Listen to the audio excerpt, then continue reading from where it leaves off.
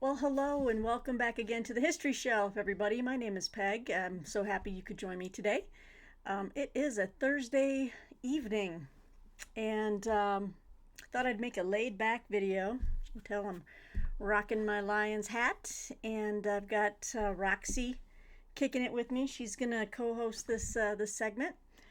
So I'm gonna do something a little different. I get a variety of books that come across my desk, either from publishers or they're books that I'm reviewing for different publications, or they're book hauls, or they're books that I buy.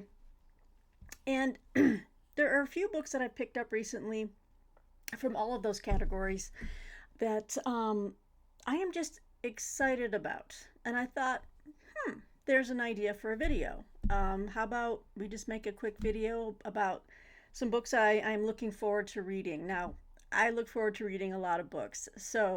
But these are some that are either brand new, or some of them are older or have been reissued in a revised and expanded format.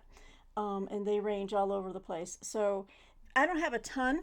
I've got about seven, maybe 6 or 7 books, but I thought, why not just make a chatty Thursday evening video as we head into the weekend? It is a beautiful, sunny, gorgeous day here in Colorado. It is like 72 degrees. If it could just stay like this all summer, I'd be happy.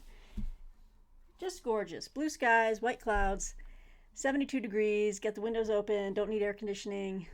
That's the way I like it. Right, Roxy? She says, whatever.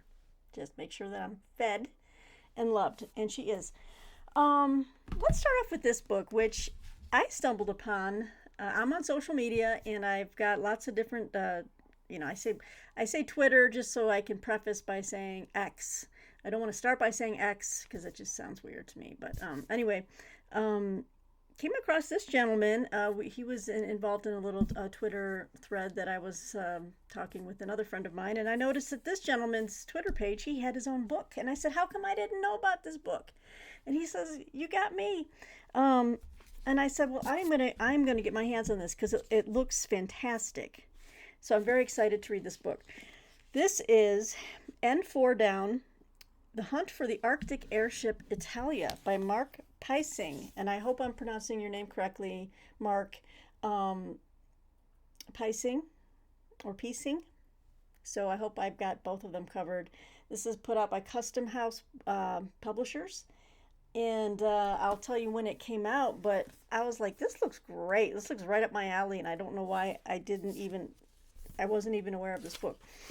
This came out. How long has this been out? Just a few years. Came out in 2021.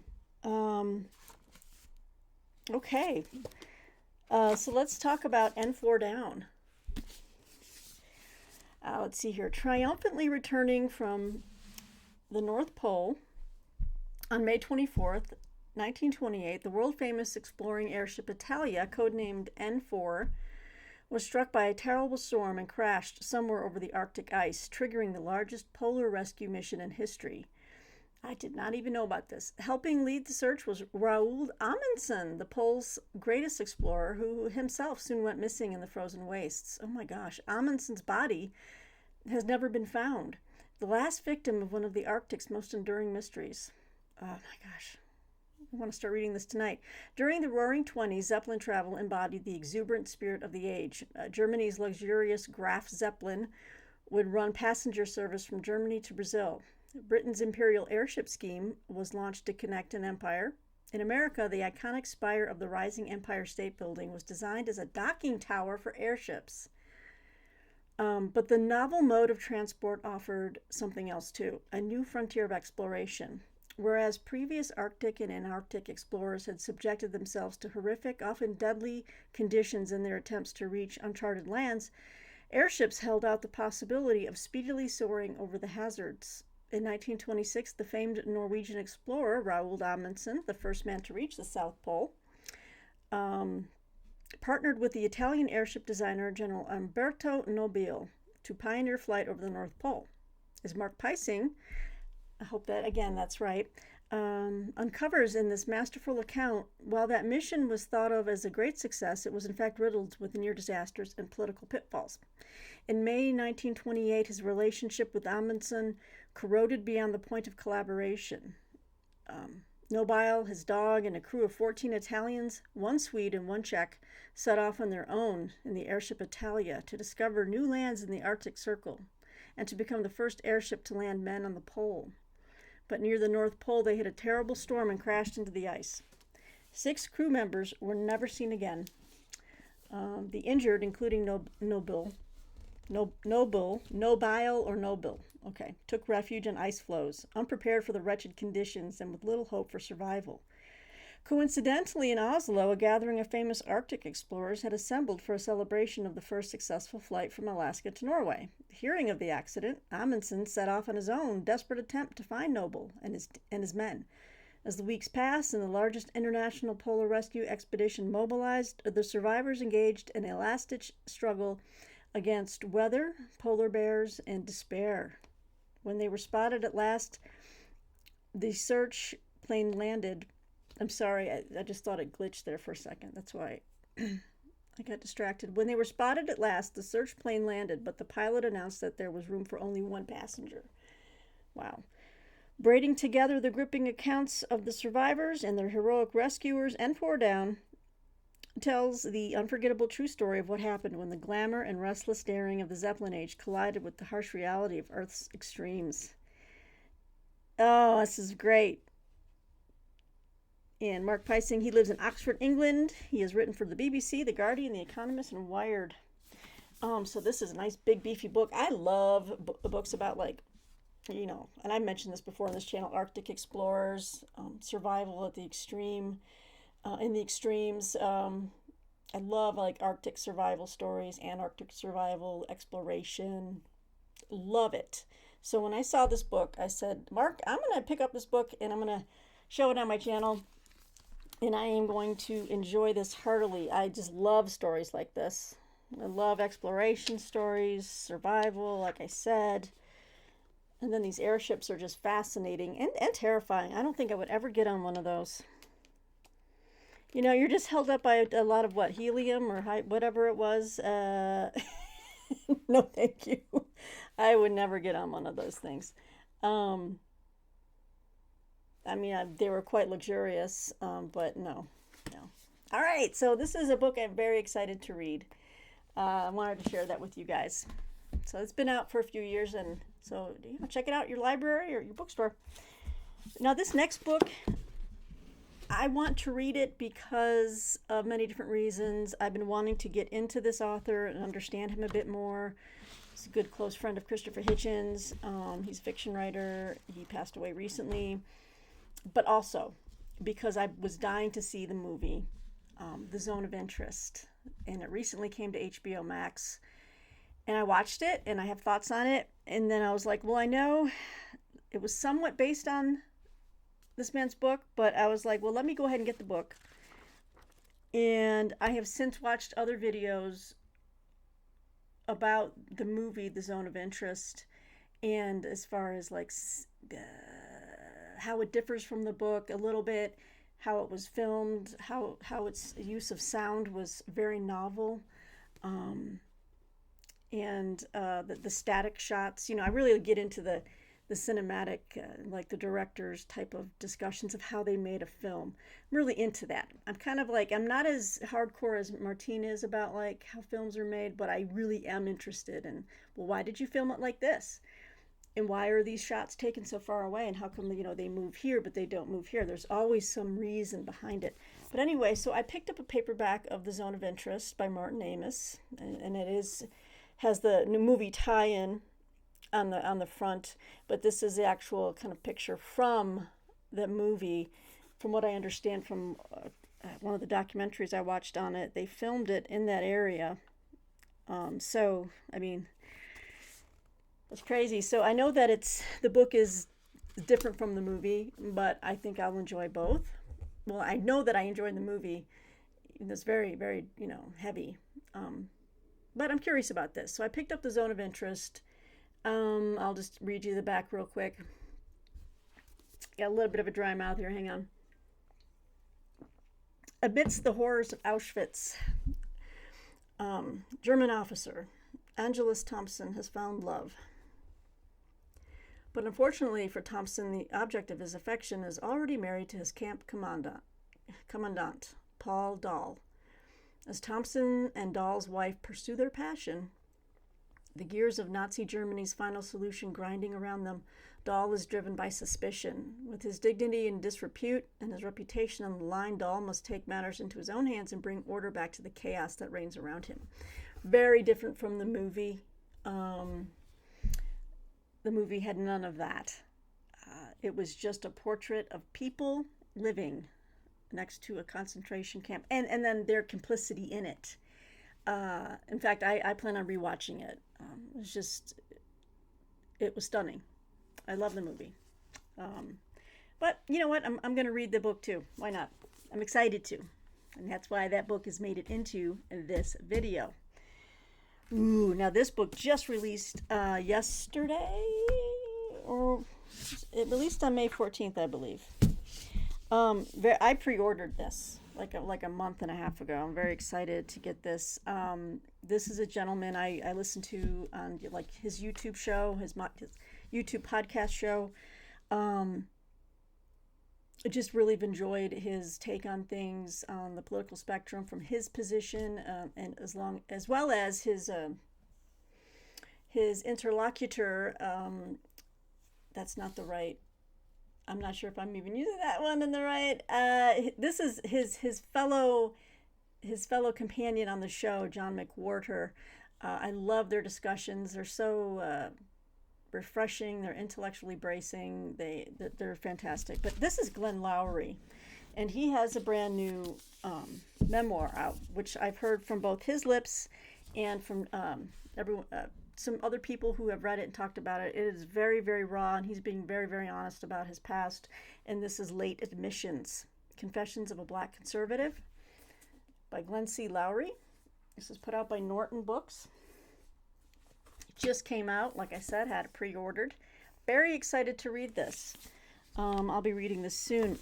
But let me go ahead and read you the description on the back. Economist Glenn C. Loury is one of the most prominent public intellectuals of our time. He's often radically opposed to the political mainstream and delights in upending what's expected of a black public figure. But more so than the arguments themselves on affirmative action, institutional racism, Trumpism, his public life has been characterized by fearlessness and a willingness to recalibrate strongly held and forcefully argued beliefs. Loury grew up on the south side of Chicago, earned a PhD in MIT's economics program, and became the first black tenured professor of economics at Harvard at the age of 33. He has been at turns a young father, a drug addict, an adulterer, a psychiatric patient, a born-again Christian, a lapsed born-again Christian, and a black Reaganite who has swung from the right to the left and back again. In Late Admissions, Loury examines what it means to chart a sense of self over the course of a tempestuous but well-considered life. So, yeah, I can't wait to read this. It's got tons of blurbs on it that recommend it. So I'm just very, very excited to read this book and wanted to share it with you. All right, so this book, I've been meaning to get the revised and enlarged edition of this book.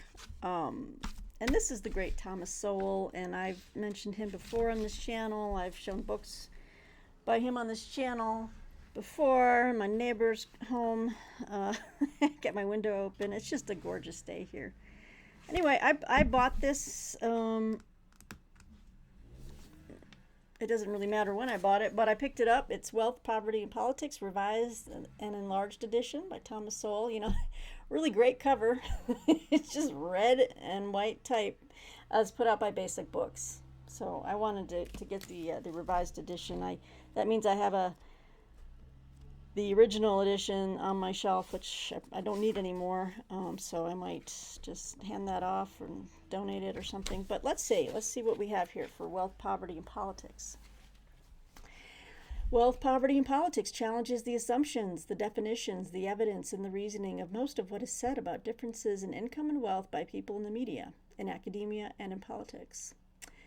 After an extensive examination of factors behind economic differences between nations and within nations, including geographic, demographic, cultural, and political factors, the last section of the book is a searching critique of leading income redistributionists, from John Rawls to Thomas Piketty, and Nobel laureates in economics Paul Krugman, Angus Deaton, and Joseph Stiglitz.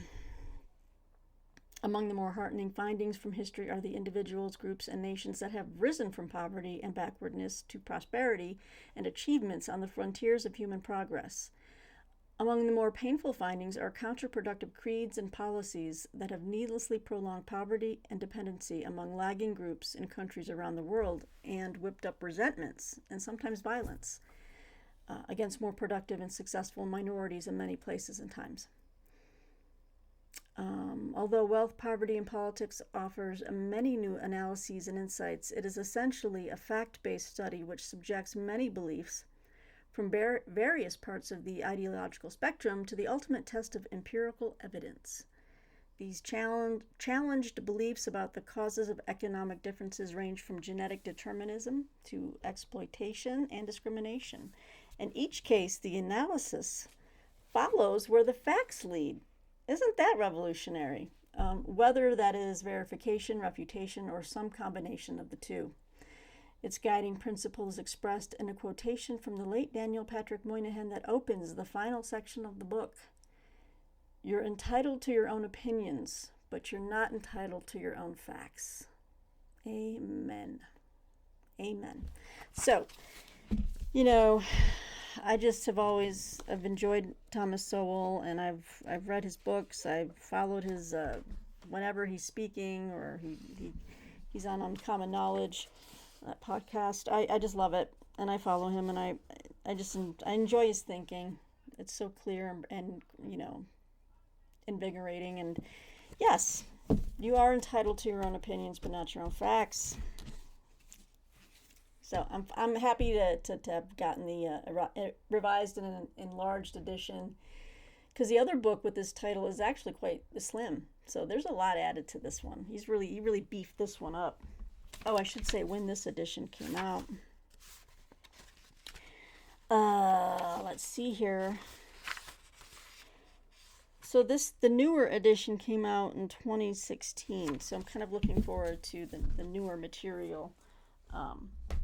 But yeah, so we've got two kind of like black economics guys here, black conservatives and economic, gurus.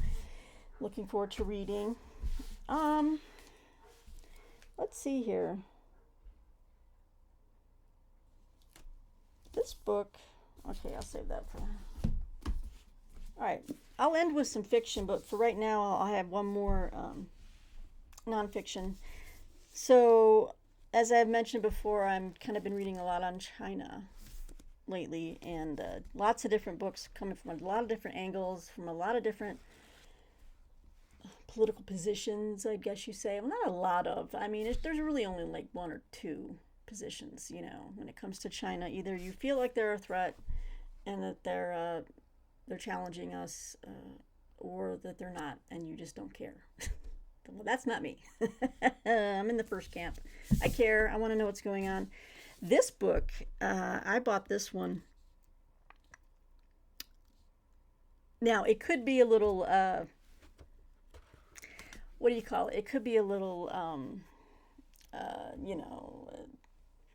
not going to say panic mongering or anything like that, but I don't know. We'll see. I want to read it. But this is Mao's America, A Survivor's Warning by Shi Van Fleet.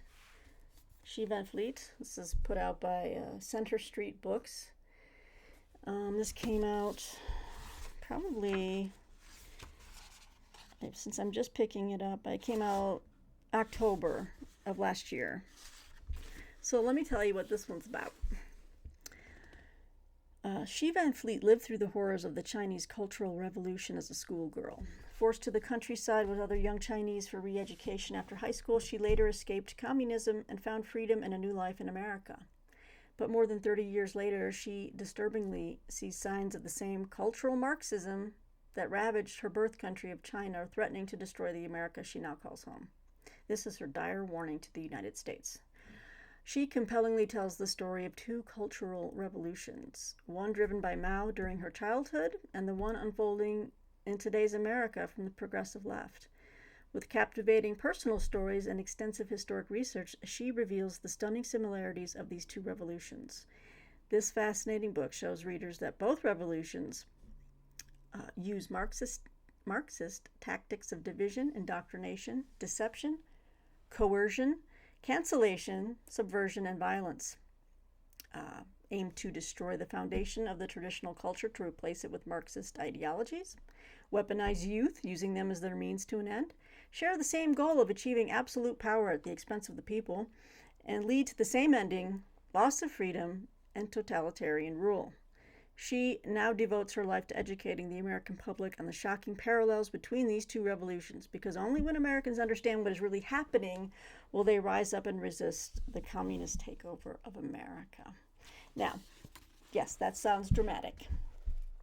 But I was when I was browsing the book, I was checking out some of the like a sneak peek into the book itself, and she kind of references a lot of different pieces of historical writing, whether it's fiction and or history, and she kind of really goes into the cultural aspects of it. And so I don't know, I was really intrigued by it, and I wanted to take a look. So I'm very excited to kind of just dig into this and to get this woman's take on it, as someone who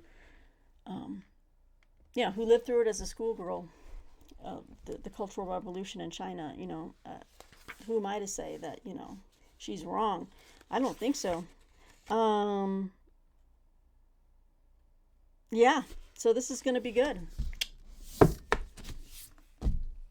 If anything, it's going to be highly, highly revealing and entertaining, and possibly a little scary, and possibly a little infuriating. But I picked it up because I wanted to read it, and I'm excited to read it. So got that going on. Then I got a couple of fiction books from different publishers that I'm actually they look like really good reads. Now this is a series I have never I've never heard of, so I might have to go back and it depends on how much I like this one, but I'll be kind of jumping into midstream with this series. We're gonna, I guess we call this like a military thriller or something like that.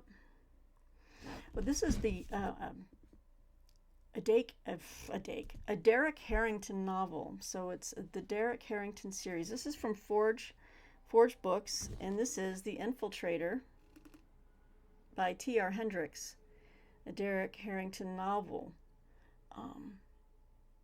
And you know me, I like my military thrillers, and I've Brad Thor and all that. So I was like, I'm excited to check out a new protagonist, a new novel. And apparently, because there's another one in the series called the where did I just see this? Or is this the first one? Oh, okay, I'm sorry.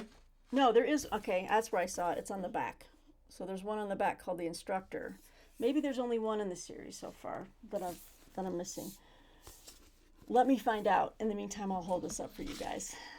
So The Infiltrator, T.R. Hendricks. This just came out at the end of April.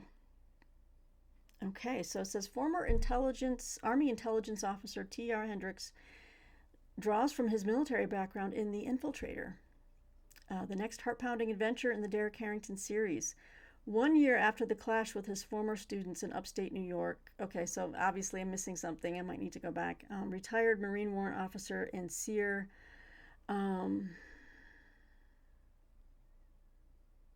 Now, SEER, it's an acronym. It's SERE, and in Navy training, SEAL Navy training, it's survive, escape, what is R? And then I think the final E is evade. So, okay. I got 3 out of 4 on that one. Um, so, retired Marine warrant officer and SEER instructor Derek Harrington is the tip of the FBI spear in their mission to eradicate the domestic terrorist group known as Autumn's Tithe. Well, that's an interesting name for a terrorist group, Autumn's Tithe. After several successful operations, intelligence points to one final camp in the remote Kentucky wilderness. And Derek prepares to take down Autumn's Tithe for good. At the same time, ex-FBI Special Agent Hannah Kittle, or Sarah as she is known to the group, devises a plan to meet Derek and her one-time Bureau colleagues head-on. Yet her benefactor's faith in Sarah's ability to lead Autumn's Tithe is waning, and other plans are being enacted. Knowing full well what it means for her should those plans succeed where she has failed, Sarah will stop at nothing to see that she is the victor.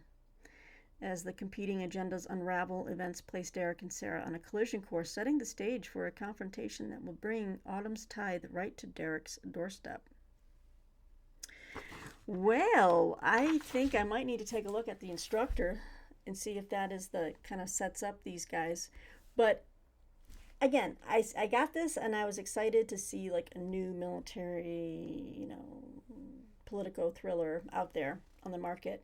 So yeah, thank you to Forge for sending me a copy of The Infiltrator.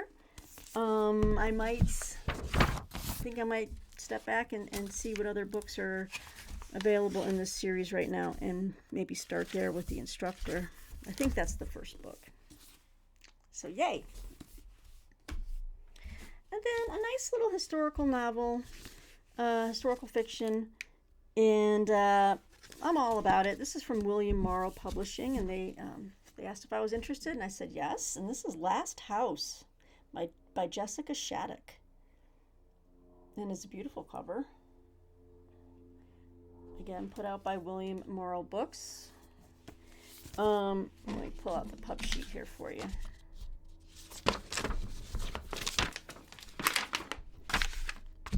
Woo! Wow, there's a lot going on in this.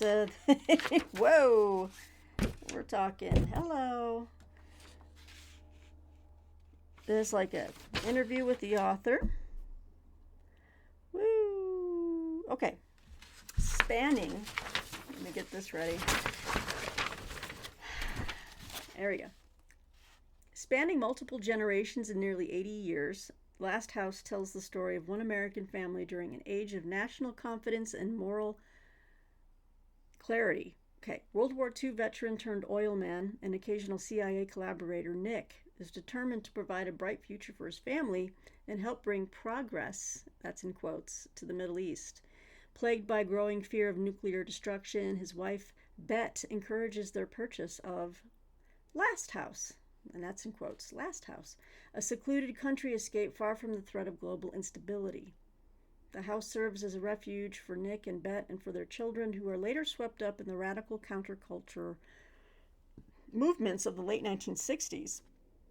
Within its walls, the generations struggle to reconcile convictions about equality, war, and oil, and what it means to be American. Jessica Shattuck is a wonderful writer, says the Boston Globe. Okay, so that's, okay.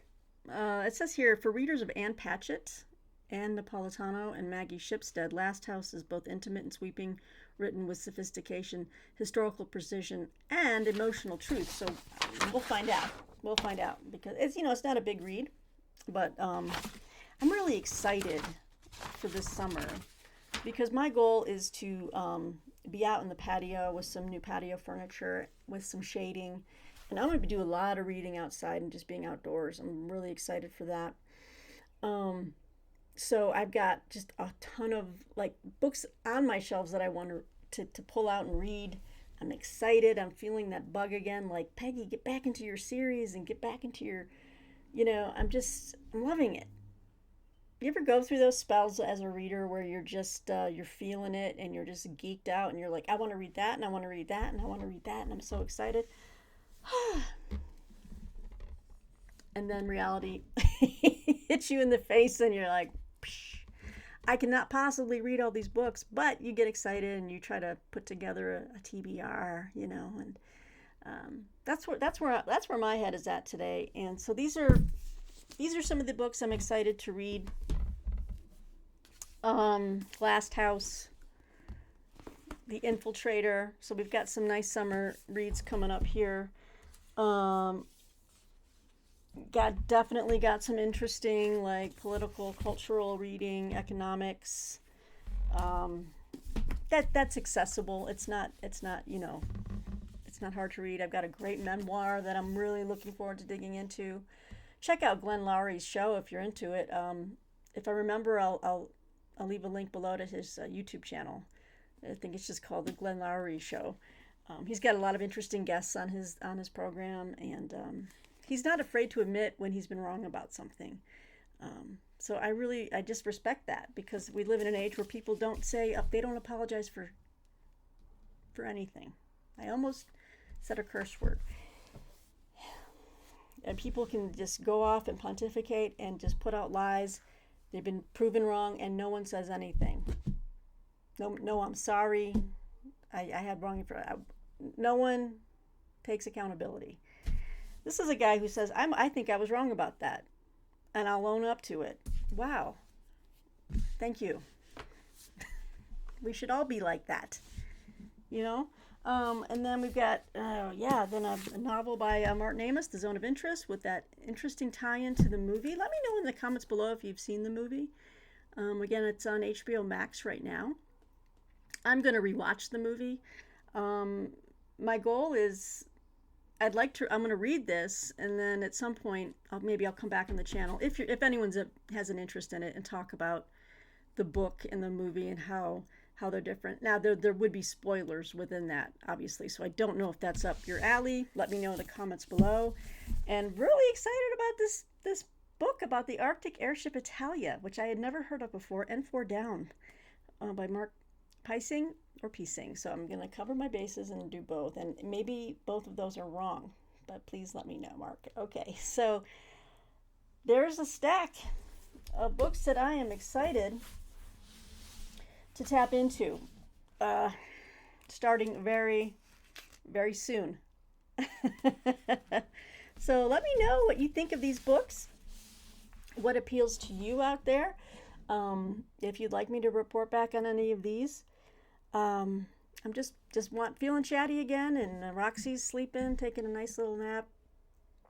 But I've got about an hour before dinner, so I think I'm going to log off here and do some reading and just sign off. But I hope you're having a wonderful week and that you're all doing well out there. Let me know what you're reading in the comments below. And as always, thanks for subscribing, thanks for liking, thanks for commenting, and thanks for just being part of this bookish journey with me here on the History Shelf.